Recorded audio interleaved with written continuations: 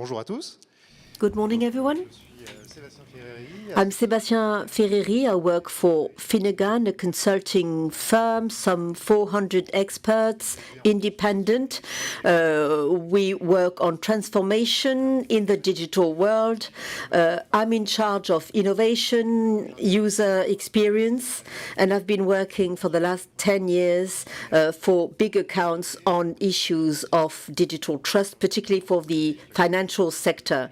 The current topic, the hot topic, is the arrival of the digital wallets, moving from the paper document for justification to a structured data to be used. This is probably the main change that we have in front of us for coming years, for client experience, user experience, and for many processes within companies. The different actors on the market only have a couple of years to be up and running, and within Finnegan, we're already working with major financial institutions in their risk assessment, feasibility study, impact studies, and we know that all eyes are on the works done by consortia. Many questions are still up in the air, and we're starting to see what the world of the future will look like with these wallets. And that's the point of this roundtable. To help us talk about user experience and uses, we have, as panelists, 5 experts. They're really in the best possible solution to tell us what the world will look like with the digital wallet.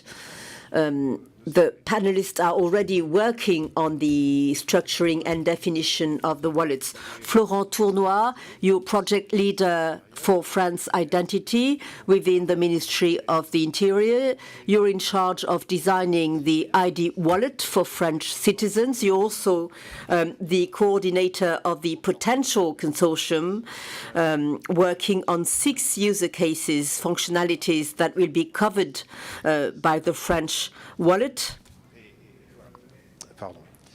Laurent Bailly. We also have Laurent Bailly.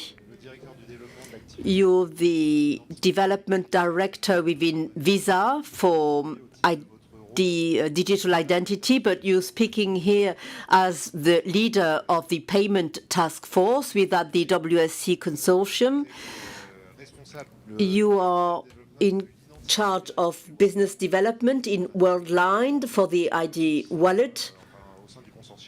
You're also part of the Potential Consortia. We have Stéphane Huy. You're a consultant, specialists in digital trust and payment reliability. You've worked for the special task force at the European Commission on eIDAS 2, and you're currently employed by major digital platforms on payment wallets. And finally, Eric Théa, you're in charge of innovation within KeepMe. KeepMe is the BWise entity in charge of digital trust. You've been working on eIDAS, and you're working on different solutions for your clients, digital signature, archiving, relying on a sovereign cloud, integrated as a platform in charge of your own wallet, since you're developing your own proprietary solution of wallet.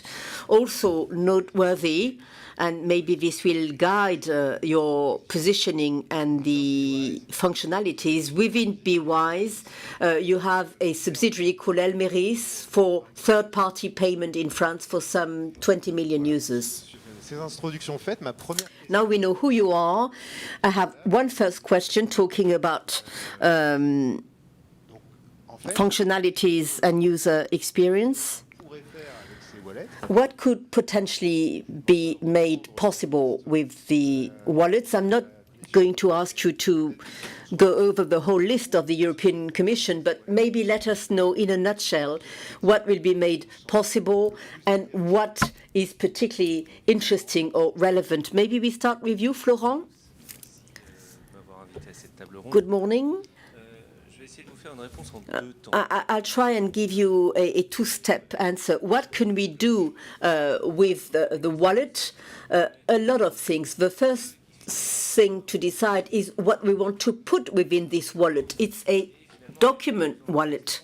And when you ask the question, you already have to think about what should be within the wallet. Probably the ID card or some version of a simplified ID card, driving license, vehicle registration. And once we decide on the documents to be included, probably also bank account, but with no physical, tangible card associated. And in terms of loyalty cards, yes or maybe not, because loyalty cards are managed elsewhere, the same for plane tickets, train tickets, other payment means, etc. So in the current regulation, we haven't quite defined what should be included in the wallet. And it will be depending on the country. The user experience will define the limits of the wallets in each and every European country. Currently, we're all trying to find the right frame. We're trying to decide on the adapted usage and to talk about the different user cases. On the basis of our experience with France Identity, I can see three different categories. First, when you have an online operation, you're online, and at one point you have to turn to the wallet to maybe justify an operation, and then you return to the online operation. That's one reason to use the wallet. Second category, when you have to provide a justification online, either an ID card, and then you would need the wallet to retrieve a document that then has to be potentially archived. So we're not talking about a trace, we're talking about a document that has to serve as a proof and as a trackable item. And the third category, which to me is promising, is to bring back digital world into the real world with local usage. For example, in your daily life, you can decide either to show your physical identity card or take your phone and use your wallet ID. And those three different categories have different roadmaps, different stakes, different customers, different users. And as Olivier said it in the previous panel, online authentication is just an additional means. Justifying your ID is yet another layer, but using it locally and in your daily life is very promising, and it bridges the gap between the real world and the digital world. Eric? Yes, to add to what Florent just said,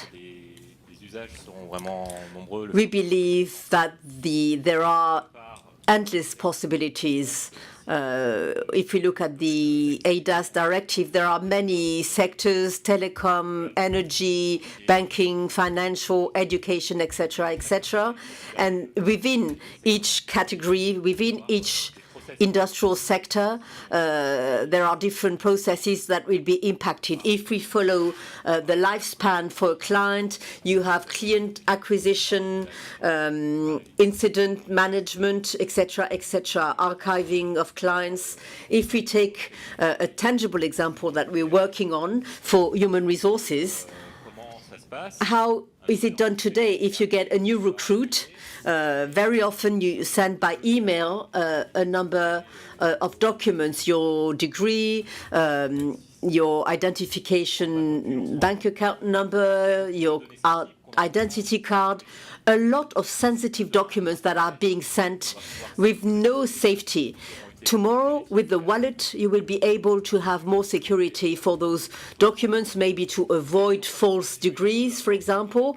And we will continue then the onboarding with electronic signature of the working contract, access authorizations, etc. So following the employee throughout working life to go from the onboarding to throughout the career, basically.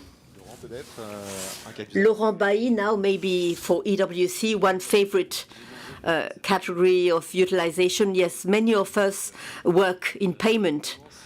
Payment is something that occurs very often in our daily life. Well, this is at least the perception of the Commission. Payments are a way to act as a catalyst for digital wallets. When we're talking about payment, we have to be very clear about what we talk about. You have strong authentication of online payments. This is something that is covered by EIDAS 2, and there is a compulsory implementation by December 2027. But we also have the full exhaustive payment wallet with credentials, accounts, information, and you can also use it to initiate online payment, so fulfilling pretty much the purpose fulfilled by Apple Pay, for example. This is what we look at within EWC. Je finis peut-être le tour de table, même si je pense que vous êtes deux aussi à être...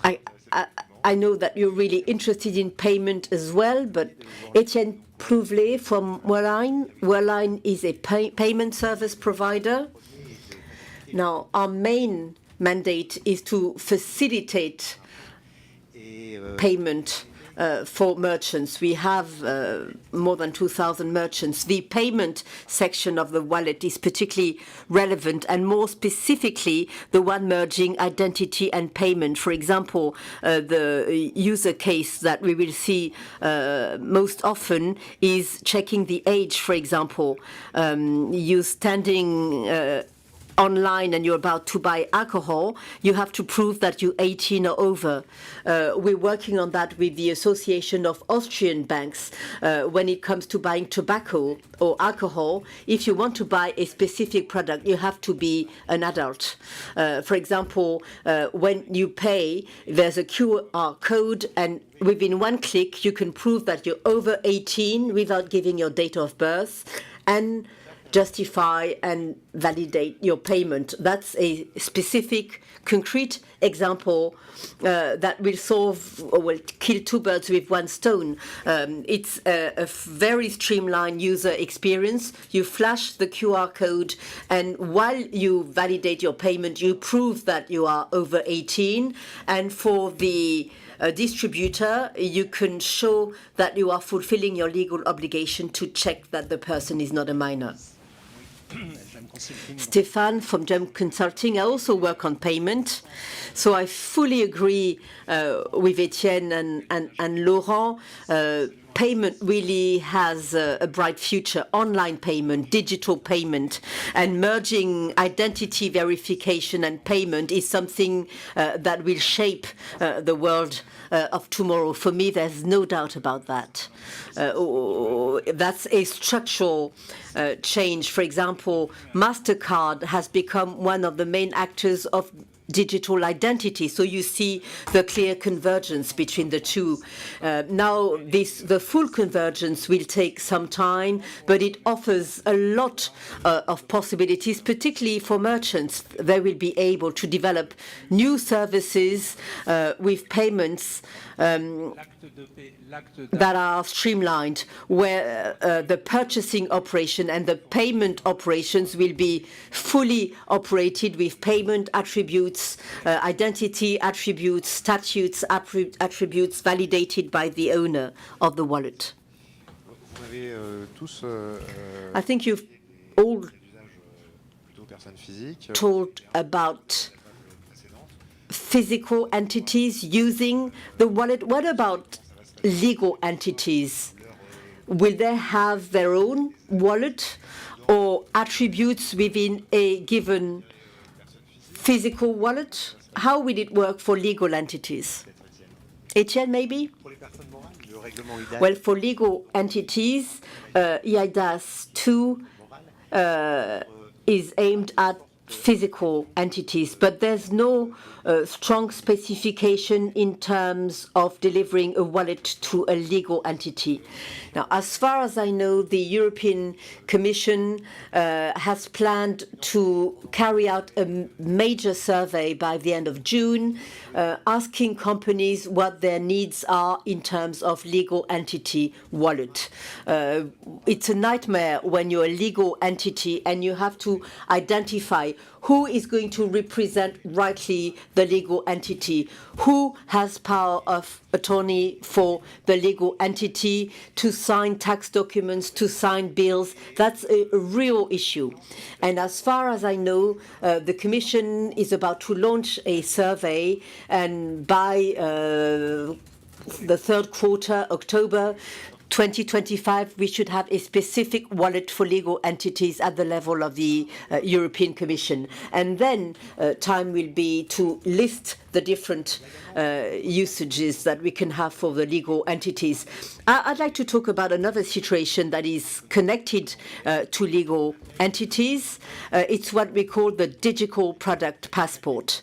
I mean by that an electronic certification or attestation for batteries in cars. We already see that for buses in Berlin, for example, where you have a digital passport for the battery of the lorry, for example, or the bus. And you could imagine that tomorrow you're buying a luxury bag, Chanel or Vuitton. You want to buy it on Vinted. You want to be sure that it's generally a Vuitton and not a counterfeit item. You then could use the digital product passport to check that the product is genuine. And you can also show that you are the legal owner of the object and that you're allowed to sell it second-hand, and Vinted then will be able to follow the object from the owner to the buyer. There's another topic that's worth mentioning that was talked about during the previous roundtable.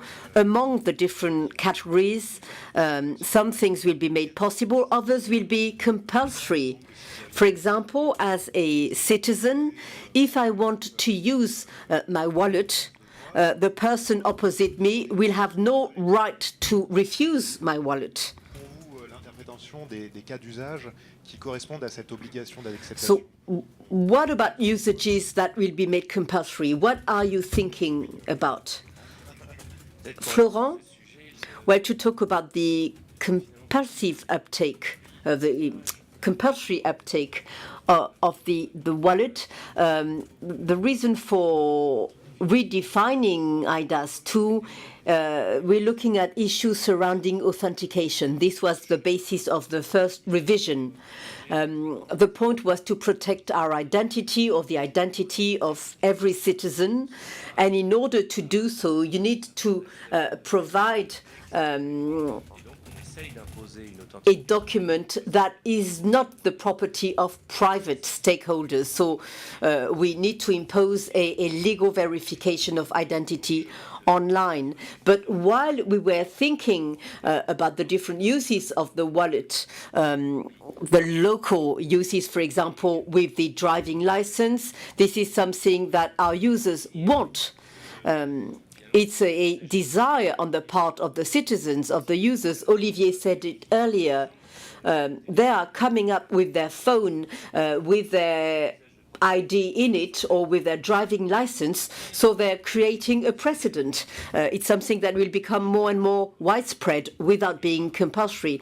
There are things that are compulsory or legally binding, and this is where we'd like to have a unique and single European model. But there are things that won't be compulsory, but that will become the norm.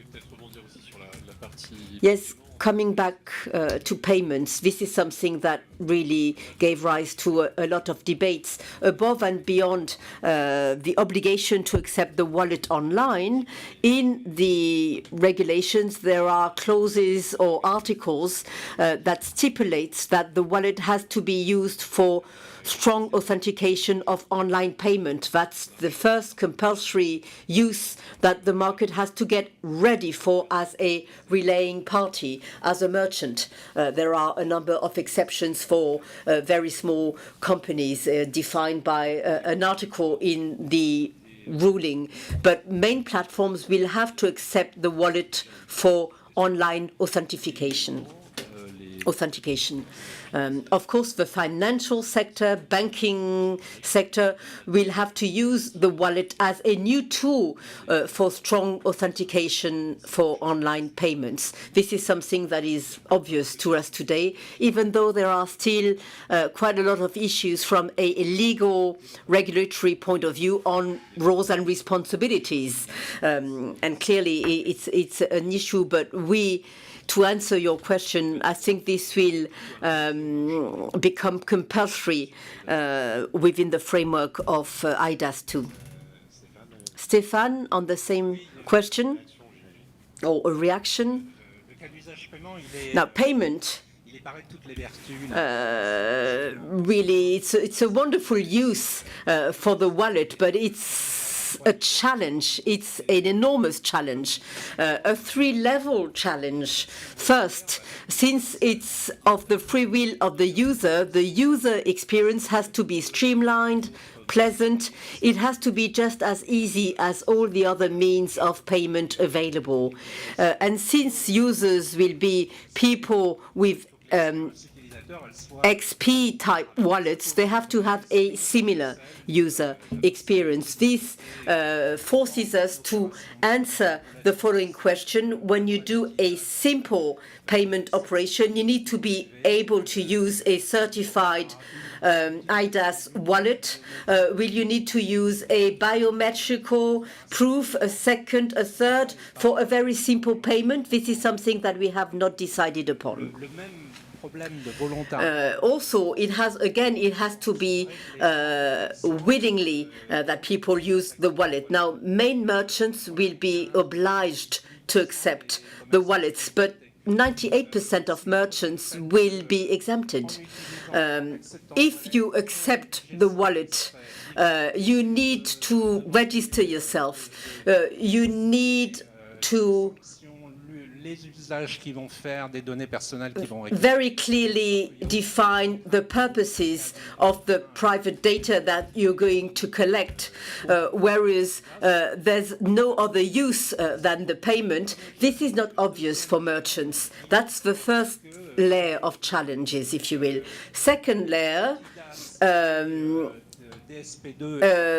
DSP2 and IDAS 2 planets are not aligned nowadays. Let me give you a very clear example. IDAS 2 tells us that strong authentication has to be done through the wallet. And on the other side, you have DSP2, the Directive on Digital Payment Services, saying that the proof of the consent is the responsibility of the banking institution. So these two things really have to converge. It's not possible to say A is responsible of one end of the transaction and B of the other end of a transaction. So we have to deal with the shared responsibility. And the banks can say, okay, we're no longer in charge. We're not in charge of the wallets. Hence, the responsibility isn't ours. We have to transfer the responsibility to the wallet provider. And this is almost more true that there's an article 11.3, that stipulates this very clearly. And third layer, when we look at technical specifications, things are moving constantly.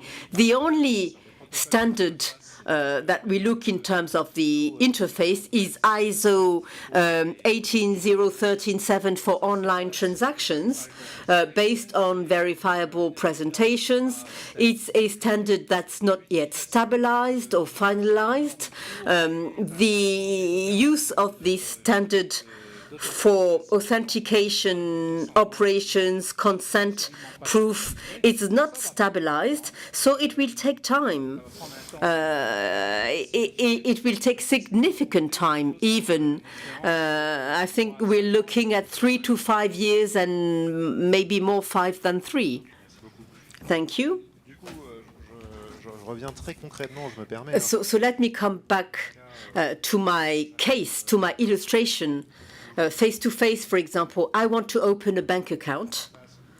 I'm standing in the bank establishment. Even if the banker is on an online device, digital device, should the bank accept my wallet or can they ask to see my ID card? Again, that's a real-life situation. Who wants to take this? Do we know, are we sure of what will happen? Florent? I think today you need to show your ID card, your physical ID card, to have strong authentication of your identity. But under the pressure of citizens, things will have to change. And probably this will be a vector of competitiveness, an edge for banks to be really updated. There are regulated professions, so there's a text by the CMF that tells you that if you present an IDAS document, IDAS 2 certified, it's not a problem. I don't know how a banking institution could say, I want to see your physical ID. And with the implementation of the upcoming directive on the fight against money laundering, we will again need to harmonize at the level of the EU. Now, many of you work within the engine. You're really looking at the implementation of usages. You've done numerous proof of concept. Can we take some time for you to tell us what you've done within the different consortia where you work, the different situations that you've looked at, and the outcome? Florent, to start on potential and maybe potentials for aptitude. What situations did you study and what did you learn with the consortium potential? We've looked at 6 situations: opening a bank account remotely, governmental services, new phone line, the driving license, electronic signature, and e-prescription.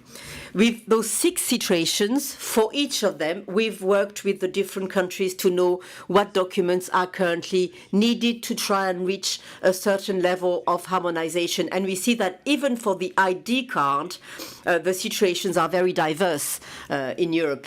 And the perspective of the new European directive, this is going to be difficult for all service providers. The fact that you have to suggest new solutions, it's not easy. It's a risk take for the banks. It's complicated. It's complex in terms of European-wide harmonization and updating existing services. Then we carried out work to see which documents should be required. So we did it for the 6 situations, and this is the stage we're at, carrying out interoperability tests to really be sure that we ask for the right and relevant documents with the right level of authentication. Laurent, Same question for you, Laurent or Etienne, on WC? Yes, for EWC, we are a consortium that looked at traveling business wallets. On a en particulier, il faut savoir qu'on a développé la partie paiement. Il faut savoir. We developed the payment section. When we started the consortium, there were no specs at the level of the Commission regarding payment. So we set up a task force on payment with a number of experts, including Worldline, to look at the way the wallet should be used for remote payment for strong authentication. And I just wanted to come back to what Stefan said earlier. We seem to have a negative connotation in terms of the future perspectives, but I think we have answers to a number of situations already. And it's really the role of the pilot study to talk with the Commission, to talk about identified issues. So it's important that we have an official communication channel with the Commission. And this is what we use to pass on our recommendations in terms of the rules and regulations. And in the proof of concept that is currently a draft, there's an article that specifies that when we come to draft the RTS, the regulatory texts, when the legal documents will be drafted, the European Banking Authority will have to take into account the progresses made by the ID digital wallet. So we really have to tailor the regulations to situations that we have identified. We've identified additional issues to what Stéphane and Etienne have said. This being said, the situation that we really developed, we tried with a bank, a merchant, and a wallet to really go through the whole process. And when I talk about a member, it's not a member state, it's a private provider, a Romanian bank, and a merchant in Greece, Cyclades. And the situation we've studied it's a basic situation. We really wanted to make sure that a bank would be compliant with IDAS 2 by the end of 2027. As a client, I get in touch with Banca Transilvania and I register as a potential client to say, from now on, I want to use a digital wallet rather than the banking application. It's not Apple Wallet, it's the banking application that is currently being used. And once I'm registered, this is something that you should do from your remote application to your online banking, because this is what we did for our feasibility study. The user experience for the client, if I want to buy a ferry ticket to go to the Greek islands, the app is very similar to the one the client has today. You need to enter the digits of your credit card, the expiry date, the CMV, and then the strong authentication request will be sent to the bank. And instead of interacting with the banking wallet, the bank will know that this client has registered the digital wallet, and the interaction will be with the digital wallet with a QR code that the client will have to flash on the cross device between laptop and mobile phone, or a deep link when the client works on a mobile phone, for example, on the merchant site. We've not invented anything. We've applied the legislation. The bank can offer the digital wallet as an alternative, and this works. This is what we've done, real life, in production. We've had real transactions that were reimbursed later on. We tested it in real life. So we know we have a technical solution for the implementation. This is what we did within EWC, and we will continue with the next consortium called WeBuild, where Visa continues to deal with banking and payments. Oh, and there's actually an extension of that. I think someone else wanted to mention that. Worldline is going to be more focusing on the second phase of the pipe. So Etienne, you'll tell us more about that. Yes, thank you. The first phase, as Laurent explained, is about the reinforced authentication. That's replacing the existing tools with the wallet solution. For a user point of view, it doesn't really change very much. You use your identity wallet instead of your old banking wallets. The second phase, though, is going to be more interesting from the user perspective, because users will be could be a student, for example. If you could have discounts, you could have a student discount, for example. To do that, you go on your website, you'll have a QR code which will appear. You scan that with your wallet, and that you can use that to prove that you're a student, you got your student ID, and it'll also identify the payment. And Worldline, which is the payment service provider behind that, will use the same payment pathway to transfer the transaction from the vendor's site to the banker's site. There's data in all that, which confirms that this is the wallet which has been authenticated, which is being used effectively, and also information on pavement and on the linking dynamics. The time, the date, the vendor, all that information will be provided to the bank, and the bank will then decide. It's not the wallet; it's the bank which decides to authorize or not authorize that payment. So for the user experience, it's much easier. It's much simpler that a student, for example, he has his wallet, he scans up his QR code to prove that he's a student using his wallet, and he consents to that authentication identification data to be sent to the bank. GPR.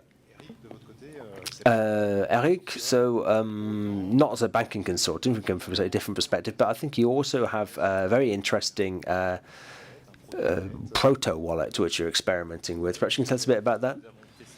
Yes, well, we've tested a subscription model with it's a sign-up system which I'm with an insurer actually we're working with. The objective was to see what could wallets bring to the sign-up process and what's the acceptability levels, what's to users, consumers, what kind of level of uptake we could expect from end users. So the scope was signing up to assurance services.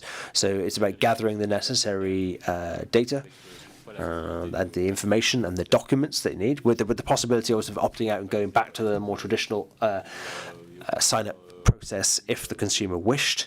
And the results have been excellent, actually. Both for commercial, for the sales advisors, it's helped them to save time. It's made that they've made it possible for the sign-up process to be done without them. They don't have to be sitting next, in front of the customer, actually going through the sign-up form with them. And end users, there's no particular extra work involved, and the uptake was very good. So we've actually moved into the industrialization phase now, and one of the lessons learned from this pilot scheme is that we need to really raise awareness, champion these projects internal, because it's a process of digital transformation for your organisation. So and that's something which worked really well in this example. We did a good job of that, and that was instrumental to the success of the pilot. Thanks. Now, obviously, we've heard this from all of the speakers this morning. You're very attentive to matters involving payment. It wouldn't be I wouldn't be doing my job properly as a moderator without getting more into that debate. So how about a little zoom just very quickly, because we're a little bit behind schedule, unfortunately. The payment process. We hear this is the thing we hear most frequently. Then it was the thing which is more the most firmly rooted already in our day-to-day habits now, in using authentication for payments. What operational objectives did wallets need to fulfill next? Which Stefan's already explained a little bit. So this implementation, which is being demanded for 2027 for banks, does that seem realistic? What's your opinion on that? Building on what's already been said, obviously. I can answer that fairly quickly. Mass implementation for late 2027? No way. Absolutely, it's completely unrealistic. The number of projects, the number of things that need to change. We talked, for example, about the European banking authorities. First and foremost, they need to finalise the payment regulation, the payment services regulation that was supposed to be coming the second half of this year. The next thing would be then to work on the interpretation and application of new regulations for the payment wallet and the identity wallet, but that process is going to take a certain amount of time. We have to remind ourselves also that this process is very broadly similar to what was put in place for DSP2 in 2015. But DSP2 was voted in 2015. It wasn't finalised until 2022, to give you some kind of idea of the time it takes to put these things into practice. And one thing, which is from a completely different point, but you're talking about verifiable credentials and verifiable presentation, which is the technical protocol which is being used by digital identity wallets. It needs to have cryptographic processes, which in the current state of events, I don't fit with they don't fit. They're too big. They're not compatible with Netcard. So we need an open banking API which is entirely generalized. All banks would have to use the same API to guarantee the accessibility of business. The scale of the challenge is huge. It's an infrastructure project, and it's a very wide-ranging. It's going to define the structure of the payment world in the future and in the long future. But let's not be naive. That's not a project that's going to take us 2 years. Yeah, I agree. Particularly the DPS2, the experience of that migration that shows that how complex these projects will be ready by the end of 2027. It depends what you're talking about. Let's be clear, because payment is a very broad term. We're talking about reinforced authentication, the basics which I described a little bit earlier. The experience that we have with the operational challenge. I'm not talking about regulation, I think, which is kind of parallel, but from an operational perspective for a bank, what do we actually need to do? We need to develop our authentication systems, SAS, so our open banking APIs for payment initiation services. That's indispensable. To be capable to interact with digital wallets, which could be OpenID, which is in Fort VP. But we've done pilot schemes on this already. I'm talking about concrete examples from my experience. Our bank, we turned to a technological partner which provided the OpenID stack and the 4BTP and 4VCI. There are partners which provide these services. The bank, that's the tech side of things, compatibility with the wallet. Then the bank needs to modify its online banking system, because in the online banking interface, that's where the sign-up, that's where the integration is going to happen. The management of the wallet is going to take place within the online banking system. The fact that you decide to use the online banking, the platform, that's where it works. This is going to actually happen. So some changes to be made there. There are changes also in terms of the contract between banks and users. The banks in our pilot scheme is going to update its general user terms and conditions to recognize digital identity wallet as being a valid, from a technical perspective, as evidence capable of authenticating a payment. That's an important regulatory dimension. So there's a certain number of actions which I think are fairly clear to me what needs to be done. It's going to be a challenge to implement all that in the 2.5 years. But the regulatory side of things, which Stefan has highlighted, there are a lot still to be clarified. As part of the AWC consortium, we're pushing really hard for that clarification, to have that clarification as rapidly as possible. There's already one thing which is particularly important, and the on-sourcing dimension. We feel that dimension is fundamental. If banks need to be in bilateral relations with each wallet provider, each digital wallet provider in Europe, that's not going to work. There are 5,000 banks in Europe. There are 40 at least 40 government-backed, state-backed wallets. We cannot have bilateral agreements between all of those actors. So that's, I think, the biggest worry for us at the moment is there's the regulatory side of things. There are risks for things could go wrong. I completely agree with you, Stefan. The operational side of things, there's an MVP, I would say, a minimum viable product to be compliant with regulation. I think it's certainly possible to get that, and that then will lay the foundations for the future, as banks will be able to build on that foundation as they move into the digital realm. I mean, we start with reinforced authentication, then you'll have reinforced online authentication with identity documents, and then progressively we'll move our way eventually towards a comprehensive wallet, which will be able to use when online. Yeah, I completely agree. But if the MVP that we're starting with is not particularly interesting to users, it doesn't provide anything more than existing XP solutions, why are users going to bother? Why are they going to bother? Especially if it requires, it creates tension with the experience they already have using the XPay wallet. I think it's a real subject here. Yeah, I think the real challenge, you're right, it is acceptability for consumers. Why, as a user, as a consumer? You're talking about XP, but I'm talking about reinforced strength and authentication to begin with. If I'm using my banking application to use them now, when I know it took 5 years for DSP2 to be used properly, it was very complicated for the banks, it was complicated for users to get used to it. Now, why should I give that up and use a digital wallet? The scenario that I've described is a kind of a technical compliance scenario, but there are user-centric innovations which we need to sell to the market. You're right. Okay, to get back onto the topic, the title of this round subject, there are two key. We've talked a bit about user experiences and usage cases. What about the resulting overall user experience? I think there are two further subjects which we've sort of touched upon a little bit. Laurent has certainly. Firstly, what about the getting people started on the path to using this wallet in a concrete terms, day to day? How's it actually going to work? You know, are you going to have to be scanning QR codes all the time? And the second point is about the broader ecosystem. You know, we've heard this word come back time again and again this morning, and it's going to be talking about throughout the day. What is the broader ecosystem which surrounds wallets, and how does it work? So let's move to my concrete question. We talked about QR codes a little bit. What is actually the user experience going to look like? It's a very good question. I'd say the identity-focused wallet product, it's not going to deliver the whole user experience. It's an element of a bigger user experience. You know, the wallet is not the experience in and of itself.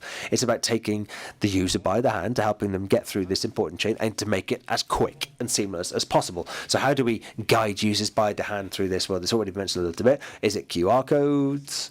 Is it NFC? Is it a cross-device interaction?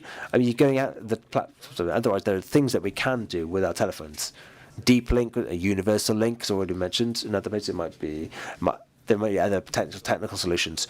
Going back to QR codes and NFCs, the thing which is going to be of interest to users, they need to be able to trust, you know, their perception, or they need to be trust in things that they can't read, because it's difficult to read a QR code. You don't know what's going on with it. So, for that, we need to deliver reasons for users to feel confident, trusting, so that they know when they are flashing, so they're scanning a code, they know it's not a scam. And there's a lot of work, I think, to be done there to earn the trust of users. Because currently, QR codes that we see around the place, there are a lot of QR code-based fraud. There is a lot of fraud, and the level of security is generally judged to be fairly weak. Especially if you're using Wi-Fi. Is that what's actually happening if you're scanning a QR code? You see this random number of dots. You don't exactly know what you're getting into. So we need to make we're essentially, the wallet is a little link in the chain of the user experience, and it's extremely important that we don't disrupt the broader user experience, which others, we're not trying to make it longer, we're not trying to disrupt the user experiences which are created by other actors. And that's clear enough, I think. Thank you. Perhaps a little detail, which brings me to my next question, in fact. What happens if I have multiple wallets? Where does the deep link come in? Which wallets are going to turn to? The one that the user's chosen. Probably the standards that you have on telephones to choose the right wallets, and the settings for which wallet to be chosen, they haven't really been defined yet. That's something that's probably going to have to be defined in the near future. The way that we call those words, the way that we sort between the different applications you have in the telephones, which have the necessary certifications, which have been identified by users also. The mechanisms aren't there yet, and also I think we're probably going to try to avoid having monopolizing hegemonic positions by certain providers. Google is currently making big overtures to us. They've got a number of interfaces with what they're calling a multi-wallet system. Not open to all of them, but it's an interesting idea. But I think there are going to be multiple applications which are capable of complying with these norms and protocols. They might not be certified like UDI wallets, high-level authentication, but they will at least be capable of coexisting and offering potentially different services to users. Coming back to the French context, the cost it takes to achieve that high level of security, it's and this is it's a fundamental point that the cost can't be borne by the private sector because it's never going to be profitable. So to that end, in France, in reaching that high level of security is going to be a complex undertaking. And there's no private companies going to be willing to bear that cost. But once the state got involved and the government delivered a cross-cutting solution, which is basically involves the network of local government, that picks up some of the slack left by the private sector. And we're trying to do that and make that all interoperable now, the interoperable platform. It's about creating an ecosystem which delivers value for users, which protects their security, which protects their data. Okay. Great. Un point donc que j'évoquais également. A point which I touched upon earlier about user experiences, the actually day-to-day user experience. We understand then that potentially you could have your identity wallet. There might be another wallet which may or may not have your identity data, may or may not be accredited by the French authorities. There may be specialization. You might have wallets that correspond to specific uses. France identity, you mentioned, is, I don't know, you're not going to have your IKEA loyalty card. Is that your ID card? Yes. How far could France identity expand? What's the outer limit of what kind of information it's got? And if it keeps growing, how much space are you leaving for other potential stakeholders who'd like to create wallets and which will be capable of hosting ID data also, even identity data which is countersigned, backed up by the state. To give us an idea of what you think about this brave new world of the landscape of wallets will look like in 2027. Well, looking at the landscape as it currently lies, there are a certain number of wallets already out there on the market, which ticketing, for example, if you're using it for your aeroplane tickets, it exists. And I think Apple, Google, maybe others, that kind of thing can probably stay where it is. But you could also notice that with ticketing, you also have applications like SNCF, Air France, other companies. You have that, so you have kind of your tickets in two places. You can do the same thing with multiple applications, and users adapt to that. They understand that. So that's the first thing to bear in mind. I don't think there's no monopoly there.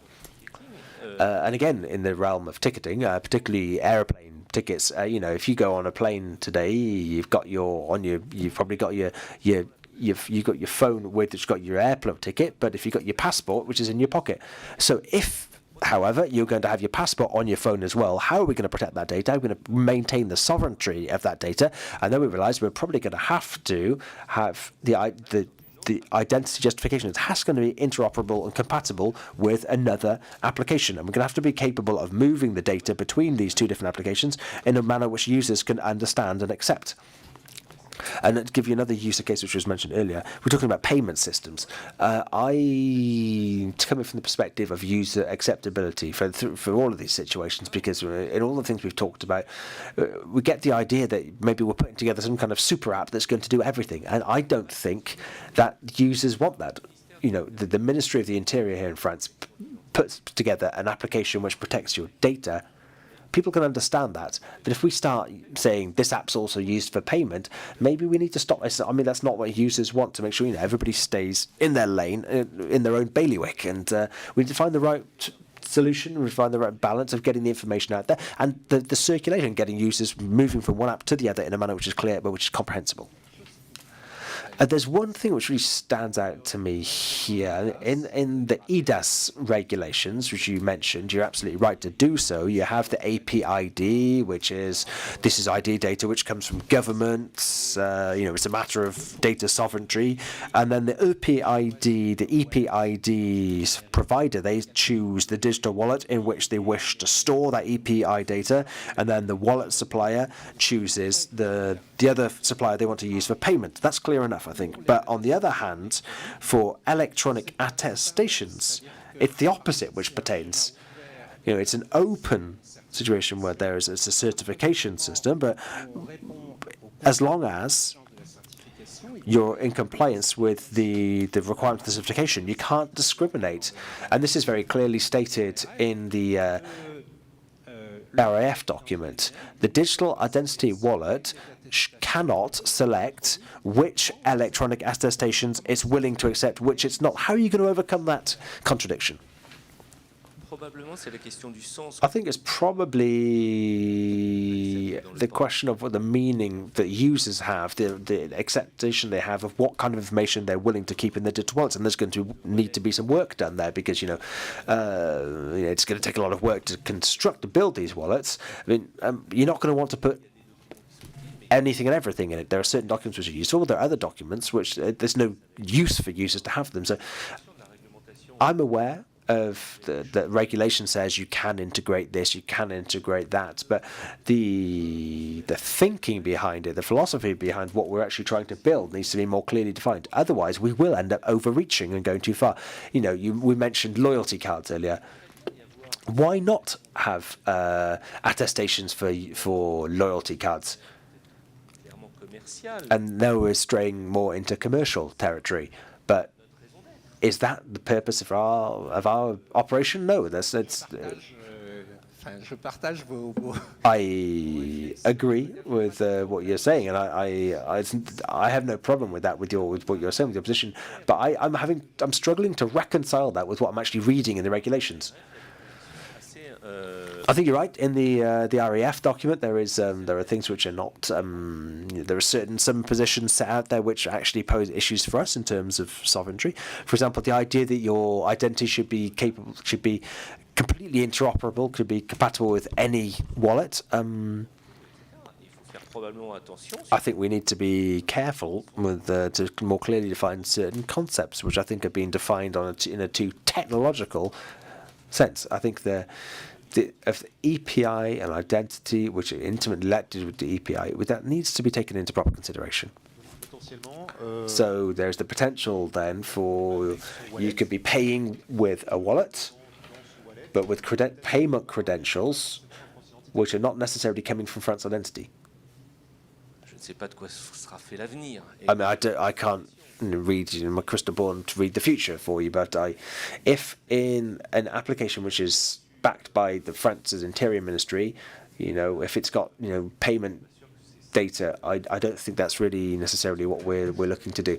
So are you leaving the door open then for other wallet providers in France? Does that leave a space in the market for other ID wallet providers? If the ANSI is not doing it, well, the ANSI will let them speak for themselves in terms of certification. It's not for me to speak on their behalf, but I come at it from a different angle. I'd say with the EDI wallet, is it not intended to be a payment application, which is what the work of the banks? I think the idea of having this cross-cutting, interoperable operation based on it needs to be allowed to retain certain capacities, but I think there are other applications which should be more sector-specific, and that's fair enough about separating things, separating responsibilities. Talking about sector-specific applications, Eric, your wallet, I don't know if it's going to be EID or compatible in the future, or does that sound too ambitious to you? What's your position?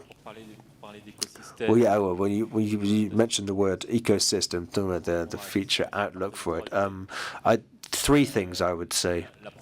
First is we're currently changing our model. We're currently moving from a B2C model to a B2C2B model, with the user at the center of that chain. So the user has control over the data and builds their own supplier service ecosystem. What does that mean? It means for service suppliers in the room, service providers, this is a very new way of working. The user is going to be coming to you with his data, with their data coming via their wallet. They're connecting to your IT system. You have to be capable of responding to that change and supporting the users and with your partners also to make that change possible. The second thing I wanted to say is that the wallet, in my understanding, needs to be capable of managing multiple formats of identity documents. Myself, my name is Eric. If I'm talking to an insurer, and I am an insurance customer, when I'm talking to my employer, I'm listed as an employee. When I go to the administration, I should be in my capacity as a private citizen. It means we clearly identified those different roles. So each profile, each of those roles, there are different data which are pertinent, which are competent. In the RF, there is a rule book which determines how interoperability can be achieved while separating and managing those different roles, those different profiles that we each have. So I think there's more work to be done to create those ecosystems and the different. That's the purpose of the work we're doing. And then the third and final thing I wanted to see is that DS2 is a regulatory framework which gives you a certain number of requirements and obligations, but it's perhaps also an opportunity for some stakeholders to go further. I think they need to go further than BDS2. Not all wallets are going to be the same. I think that's become pretty clear. So that's what we're trying to do. With the data that we have at our disposal and the range of services that we're able to offer, by integrating trusted services directly into our wallet too, including electronic assignation, archiving, etc. So thanks to all that, we're hoping that users will choose the best wallet, the wallet which seems best to them, and we're working hard to make ours the best option. Etienne, what's Worldline's position on the Worldline position on identity wallets? It's a good question. I think as we've seen, it's a complex environment. There are 27 European member states in the EU. Everyone's going to have their own different approaches. All-in-one wallets, sector-specific wallets. You've got the Apple Pay and Google wallets to compete with too. It's a complex environment. As a service provider, Worldline, as a provider of services to customers, and to merchants, to vendors. The purpose of vendors is to recruit as many users as possible. It's not just being compatible with Google, Apple. They want to be open to accepting any and all wallets available on the market, with a decent level of security for all of them. Right now, in banking, a certain level of qualification a certain level of security is acceptable. It's different requirements for payments, for banking. There's a whole plethora of different wallets, but there are a whole plethora of digital identity applications. France Identity, we've talked about a lot. That's you have INCYBER, which is in Belgium. That's also used for payment authentication. So authenticating a payment using an ID app, which is not your banking app, I mean, it's already out there. It's working in Belgium already because the ITMI app has been really well deployed, well rolled out in Belgium. It's used for you have something similar happen in Sweden too. So Worldline, our role in all that in response to the needs of our customers is that, our clients, they're going to find themselves faced with a diverse array of actors and stakeholders. They're going to have legal obligations towards these user actors, but also they're having to compete with Google, Apple, and people whose products they want to accept because there's a real demand from that sector of the market. So for Worldline, how do we make that possible? We focused on payments for the accepting parties, so we accept Visa, MasterCard, Google, Apple Pay, etc. And then digital euro, but which could also potentially be included in a wallet. We haven't talked about them, but we have to be capable of accepting these identity apps for online sign-up also, not just for payments, to simplify online sign-up processes, to simplify the user experience. It's really annoying when you have to sign up, you have to get your paper documents, you have to scan them, you have to send them. It's actually a really low level of security, so it leaves it open to fraud. So the IDAS 2 regulation does give us a higher level of security, a higher level of trust and confidence in digital transactions, and having a unified European market for digital transactions. I think that's a very positive development. So the idea for my company is we're a go-between between all these identity and wallet providers and vendors to facilitate the process of ID acceptance, just as we have done with payments. The holy grail will be to combine identity and payment authentication. We've been trying to prove, if that you're over 18 and that this is the right payment details, doing that in a single click, or having a wallet which allows you to sign up to rent a car or get your driving license, to all these things online with a single wallet and pay for it also. Having a user experience which is simplified, including the payment in that, but that's the goal.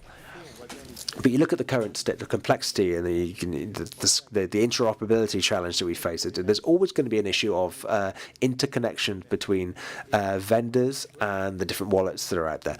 So there are actors who are going to stand in between wallet issuers and receiving parties and using parties. This is already happening. They're already represented in the regulation. This idea of having these intermediaries which are acting on behalf of the vending party. So we can be a gateway service, a go-between between these actors. And there's another thing which we haven't talked about much, but public wallets, they're government-backed things. The cost of that is borne by taxpayers, and it's delivering a public service. It's not supposed to be a commercial application, but the LAPOF and digitalization come with me. They're not going to be investing so much free of charge. They have to have some sort of financial payback from that. The people who are most capable of paying for that so far, it's the voting party, the users, the people who are actually benefiting from the services. And then on the basis of that, you can see that the interest of having a centralized platform, which makes it capable of simplifying the compensation of the different stakeholders involved. So the controlling party, if you're a little vendor, that you're able to, they're not going to be able to go out and have individual contracts negotiated with each and every provider of public and private wallets. They'll never get around doing that. That's why we have service providers. And in the future, Worldline, our role will be enriching the payment process with identity data taken from different wallets, depending on the level of security required or the legal obligations as they apply. Yes, we will have the same issue on trusted services. The ID digital wallet will give to everyone a free electronic digital signature. It has a cost. Who's going to cost? The user is not going to cost. So either the wallet provider, so the government, when we're talking about France identity, or the vendors or the using parties. But for that, we need to have a scheme. We need to have a ventilation algorithm in terms of the fees and commissions. I don't know whether you have an opinion on what should be done for qualified electronic signatures, but for any e-attestations, we will have the same problem. Who's going to pay for it and who pays for what? And then we will give the mic to the room, to the audience. Just a quick answer. With France Identity, we've chosen so far not to change the existing balance in terms of signatures. All we want to do is have an interface. This doesn't answer the question of the cost. The question of cost will have to be dealt with sooner or later. But we don't want to unsettle existing partners on the project. Thank you. I think we know more now about what the payments of the future will look like with those overwhelming wallets everywhere in our daily lives. And we have a few minutes for questions. Well, Olivier, our former panelist. Yes, just to come back to the ecosystem as a whole, we are currently seeing the establishment of a new ecosystem, and I'd like to add to what's been said. The European ID wallet is not going to be a tool to track down usages. It has to be done by the relaying party. The privacy design is the basic principle of the European ID wallet, protecting the privacy of European citizens. And in order to protect the privacy, if you want to add commercial transactions in the wallet, is a paradox. If you want to set up a business model, you need to have a service contract. You need to bill, or someone needs to be paid. So we need to know the different usage cases, and they have to be for fee. So you have the governmental role of the wallet, which is identity, strong authentication. But if we want, and we need an ecosystem of certification of attributes, but leave private vendors to do their own business. They choose their own partners. It's a free world. It's a competitive world, and they have to decide on a business model. And let me remind you that the lifespan of the services of a private actor will never be aligned with a state government-owned wallet. You can update 10 times a payment wallet within 6 months or a year. I don't think you can update France identity in 27 member states to fulfill commercial purposes. Merci. Thank you. Bonjour, Imad Ad de l'EPFL. Imad Ad from EPLFL. I'd like to talk about the usage case that Mr. Plouvier mentioned. If someone wants to sell a Chanel or Vuitton bag on Vinted, it's all very well, but there's something missing. I can prove my identity. There's a tag on the bag proving that it's a genuine Chanel bag. But what's the link between the tag and the physical object? For human beings, you have the biometric proof, but there's no biometric proof for the Chanel bag. So I wonder whether this scenario is applicable today, or whether this is a vision of the future. Yes, on the digital product passport, the DPP. How do you connect the passport with the object? Well, I'm not an expert, but I think some companies are offering patented solutions to affix an identification on the object itself. We have it for luxury watches, for example. You can find this tag.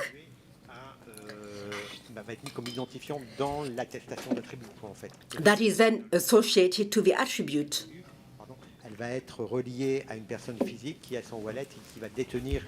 And the attribute is associated to a physical person with a right of property. I know it's very conceptual. I'm not talking about the technical solution, but that's the idea, to have this additional tag. You have this European which is capable of tracking the packet of cigarettes from the tobacco field to the population. There are these codes to make sure that any packet of every single packet of cigarettes is sold is actually is legal. So those kind of systems are already existing or near existing. And if you think about identity a bit more broadly in the way we just find it, the identity of objects is going to be really important. And EDAS 2.0, which is now called the European Digital Identity Framework, that's been renamed. This was only published in the end of March. They're going to invest 1.3 billion euros now at the EU, at the European level, in investing in AI tools, cyber resilience, and facilitating the development of digital identity wallet infrastructure. So, we talked a lot about apps today, what you're going to do with it, your ID card, your driving license, etc. But I think what we're actually looking at is a framework of identification, authentication, of data sharing, which is going to be right at the top level. You're going to have Digital Market Act, and right at the bottom line is that there's a base layer of digital infrastructure, the European Digital Identity Framework, that fundamental basework of architecture, which everybody's going to need to use, If we want, I think, for example, we're talking about data spaces. Europe's already investing in certain sectors, in health and education, etc. That fundamental base layer of EDIF infrastructure is going to make it possible to share data, to be interoperable between different sectors. So it's the the return of the EDI from the 1980s when we put together the networks, the data exchange structures. It's for the next generation. It's doing it online with all the measures necessary to guarantee security and preserve sovereignty and control of the data. And I'm afraid we're going to have to wrap it up there. We've already gone over time and need to give you a bit of time to get something to eat and get your strength up for this afternoon's conferences. We're back here at 2 o'clock talking again about security and the security of digital wallets. Thank you, all of you, for your insight and for your contributions. It's been an exciting session, and we'll see you back here at 2 o'clock. Thank you.